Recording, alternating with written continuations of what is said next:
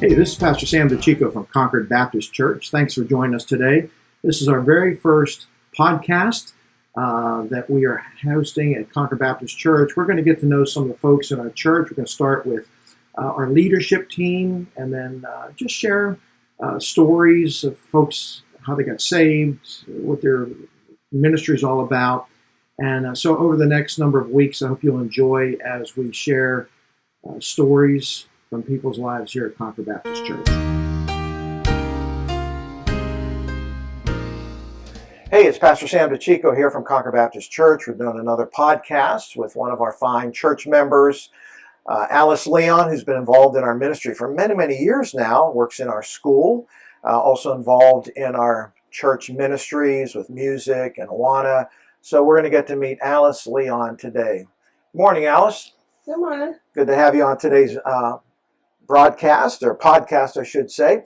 Now, Alice, you grew up in the Midwest, right? Yes. Where at? Right smack in the middle of Illinois, tiny town called Metamora. My dad was a farmer, and I had 10 siblings. 10 siblings. And where were you in that 10? I'm 10th out of the 11, the youngest of the 8 girls. Wow. So got sandwiched between 2 brothers at the end there, so I was kind of a tomboy. And you lived in a big house or what? A big farmhouse? We lived in a 100-year-old farmhouse that my dad had grown up in until I was in kindergarten. My dad built a house. I think it was 2,400 square feet. Okay. Full, 2 stories, basement and all that. And, we had wall-to-wall carpet. We thought we were moving into a palace. We had a clawfoot tub. Oh, wow. And a wall sink in the one bathroom with a shower rigged up in the basement you could only use in the summertime. Okay. And then we went to having 3.5 baths, so we thought we had arrived. Yeah. Now, so your dad was farming the property then? Yes. What type of farmer was he grew mostly corn. He'd, do his crop rotation, do soybeans every so often. We had animals when I was little. I remember the sheep, but we got rid of those when I was about 3.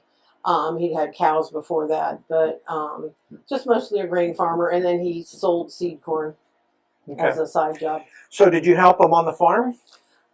Just with gardening. We always had a huge garden, and we canned all summer long. We had a big strawberry patch, and we froze that or made jam. So we grew a lot of our own vegetables. Okay. Yeah. So growing up, tell us about your early childhood days. I know you grew up in the Catholic faith, right? Yes. Maybe you could talk about that for a minute. My mom was the church organist and choir director. We went every week. Some of my older siblings even went to the Catholic high school in the neighboring city because they would bus to that. When they stopped the busing, then we went to public high school. But we all went 8 years to St. Mary's. So we had some nuns, some lay teachers, and then we moved on. I moved on. The younger half moved on to public high school. Okay. So how'd you end up a Baptist, being a Catholic? And of course, I have a similar testimony, I'm sure. One of my older sisters, who was a real rebel, she got married. It didn't last long, but 2 of her sister-in-laws were Christians, and they witnessed to her. And then she lived in Indiana, but she would come home for visits.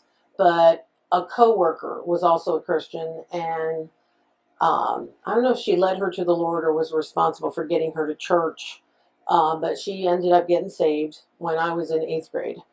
And when she came home to visit the next time, it was like totally different person. Oh, wow. She was definitely a new creature in Christ. And so that piqued my interest. I'd already had some questions about some of the Catholic doctrine that I thought was silly. And that had been going on for a couple of years. So she led me to the Lord in our backyard on the farm. This is your sister? My sister. Okay. She'd been saved about 6 months. I was the first person she led to the Lord using a Romans Road tract. But it just made perfect sense. And she sent me my Bible in the mail that summer, told me to start reading the Gospel of John, stuff people had told her. And then some of my older sisters who were in college got saved through campus ministries and stuff. So I was able to start attending the Baptist church that her sister-in-law, my sister Karen, who led me to the Lord, she lived in our area. So we started attending that church. Mm-hmm. I got baptized there the same day as one of my older sisters. And how old were you when you got I was baptized? 14. 14. I was about to start high school. And so I was able to go to Mass because one of them was home doing student teaching, or one of them was home doing co-op stuff because she was an engineering major. There was like 6 months where I couldn't go to church because I wasn't old enough to drive. And then my parents made me go to Mass every week, either on Saturday night or Sunday morning, or I couldn't go to my church until I was 18. So you went to the Mass and Yeah, a Baptist service. I'd take a book and sit and read during the Mass, and then I'd go to my church because once I had my license and I could drive. So. Yeah.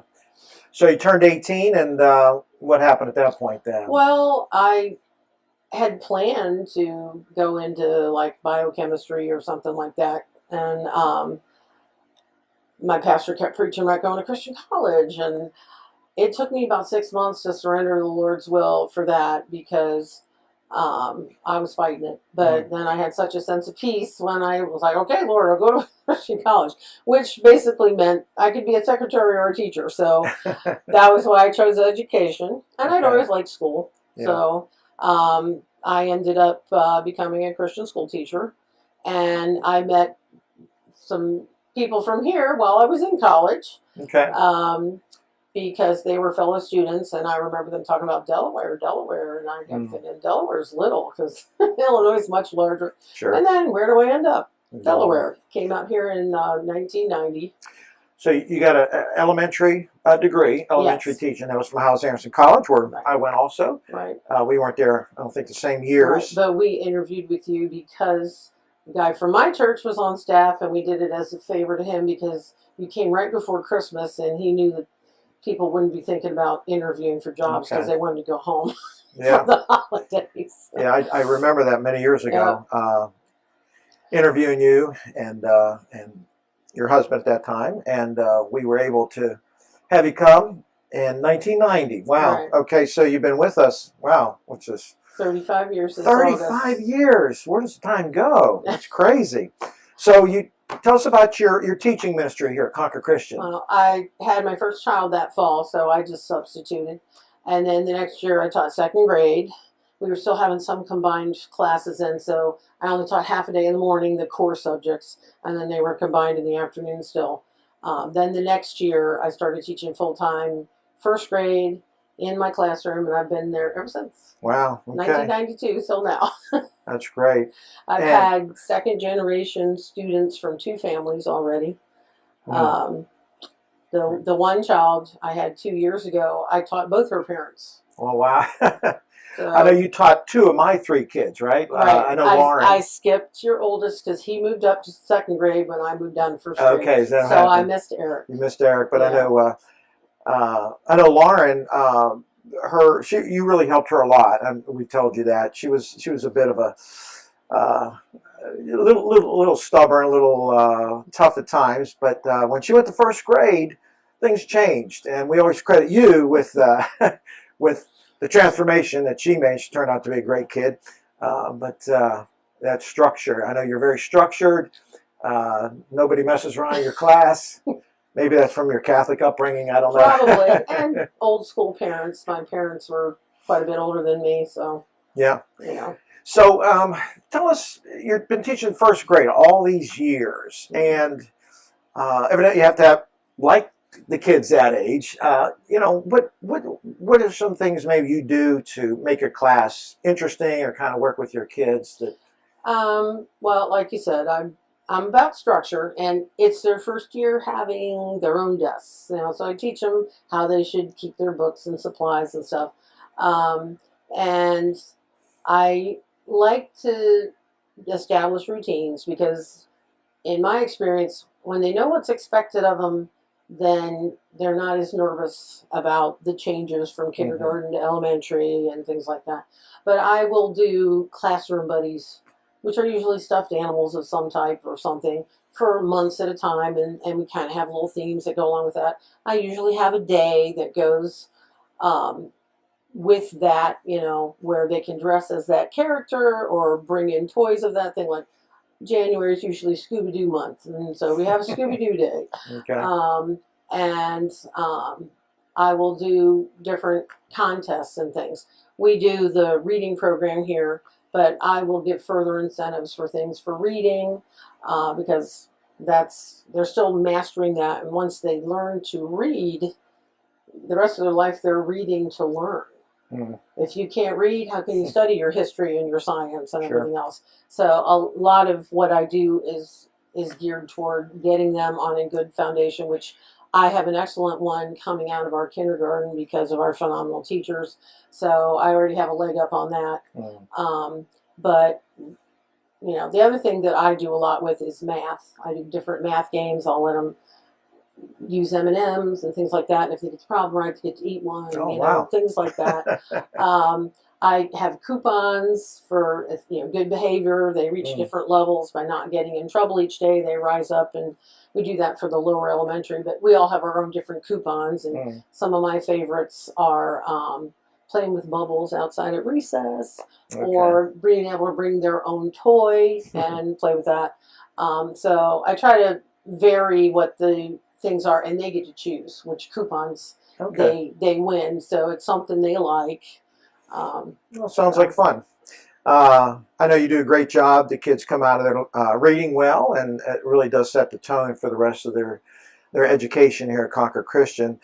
So you're involved in the church also. I know you're very talented as far as singing goes. You get to sing solos quite often, and I know you use your talent for the Lord there. What maybe tell us about your music? What Okay.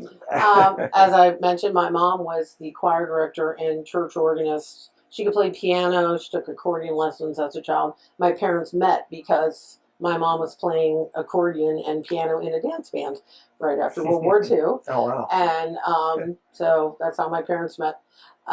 So a lot of musical talent in my family. I have a sister who can sing opera. Oh, wow. And she tours and has gone with her choirs that she's in to like other countries. She sang for Queen Elizabeth when she was here. Oh, wow. But so we all have a musical background. I did not take piano lessons, but a lot of my siblings did. But I was in all sorts of vocal music in high school. I did madrigals and concert choir, and then I was in like small ensemble. My church had a girls ensemble. In fact, the church that I came from, our youth pastor's wife introduced the song that I just sang this past Sunday. Okay. So I've been singing that since I was 15 in the girls ensemble at my church in Illinois. Yeah, great. So I was always in choir. I went to competitions. When I went to Howells Anderson, I was in concert choir there. I sang in chapel. So here I sang a solo one of the first couple of months we were here. And I've been singing ever since. Yeah. Also, I know at the church you're involved in the Awana program on Wednesday nights. And what age group do you work with there? The Sparks, which is kindergarten, first and second grade. I started out just doing the first grade group, and then as the years have progressed and people have come and gone, then I ended up taking over the whole Sparks department 2 years ago. Which is nice because a lot of our students from school that don't attend church here will come out for Sparks. So it's a nice way to extend the school's ministry. Good. Now during the summer, while most teachers are off taking it easy, you're still working.